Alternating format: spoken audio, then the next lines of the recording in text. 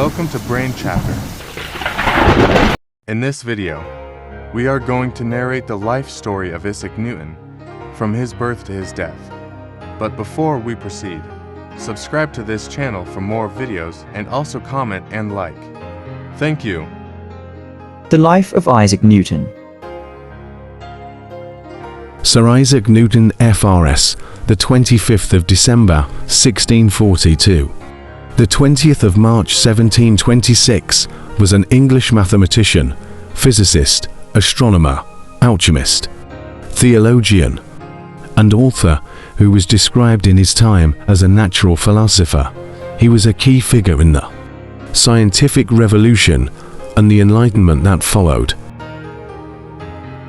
Issac Newton was born according to the Julian calendar, in use in England at the time on Christmas Day, the 25th of December 1642 and the 4th of January 1643, at Woolsthorpe Manor in Woolsthorpe by Colsterworth, a hamlet in the county of Lincolnshire. His father, also named Issac Newton, had died 3 months before. Born prematurely, Newton was a small child. His mother Hannah Ayscough reportedly said that he could have fit inside a quart mug. When Newton was 3, his mother remarried and went to live with her new husband, the Reverend Barnabas Smith, leaving her son in the care of his maternal grandmother, Marjorie Ayscough. Née Blythe, Newton disliked his stepfather and maintained some enmity towards his mother for marrying him, as revealed by this entry in a list of sins committed up to the age of 19, threatening my father and Mother Smith to burn them and the house over them. Newton's mother had 3 children, Mary, Benjamin, and Hannah, from her second marriage. His educational status. From the age of about 12 until he was 17, Newton was educated at the King's School in Grantham, which taught Latin and ancient Greek and probably imparted a significant foundation of math. He was removed from school and returned to Woolsthorpe by Colsterworth by October 1659. His mother, widowed for the second time, attempted to make him a farmer, an occupation he hated. Henry Stokes, master at the King's School, persuaded his mother to send him back to school, motivated partly by a desire for revenge against a schoolyard bully. He became the top-ranked student, distinguishing himself mainly by building sundials and models of windmills. In June 1661, Newton was admitted to Trinity College at the University of Cambridge.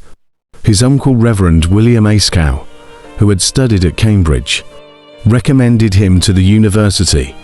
At Cambridge, Newton started as a subsizar, paying his way by performing valet duties, until he was awarded a scholarship in 1664, which covered his university costs for 4 more years until the completion of his MA.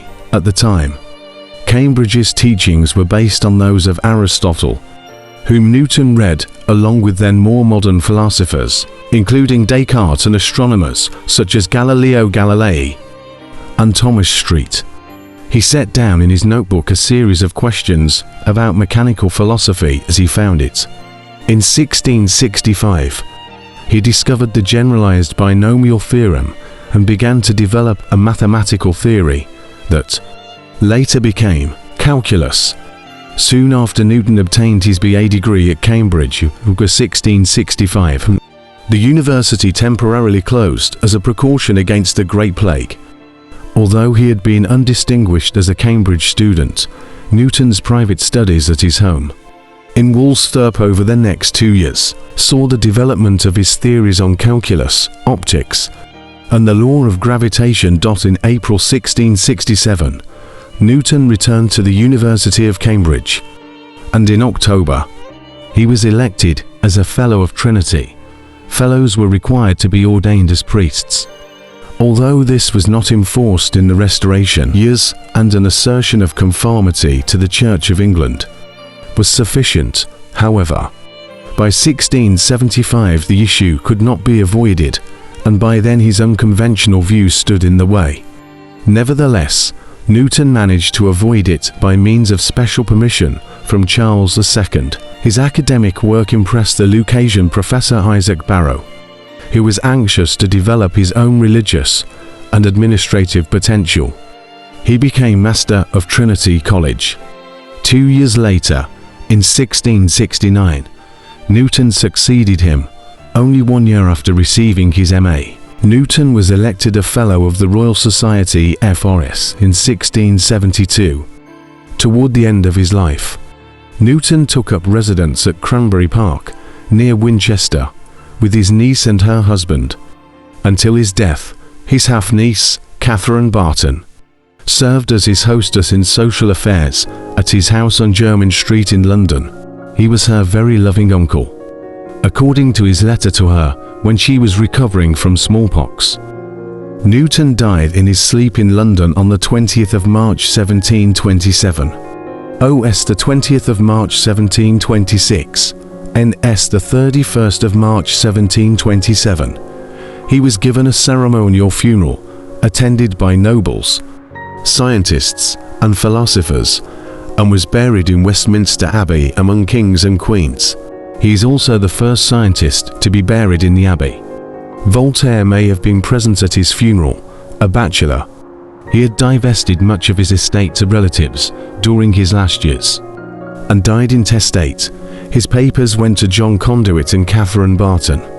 After his death, Newton's hair was examined and found to contain mercury, probably resulting from his alchemical pursuits. Mercury poisoning could explain Newton's eccentricity in late life. Thanks for watching. Subscribe and like for more.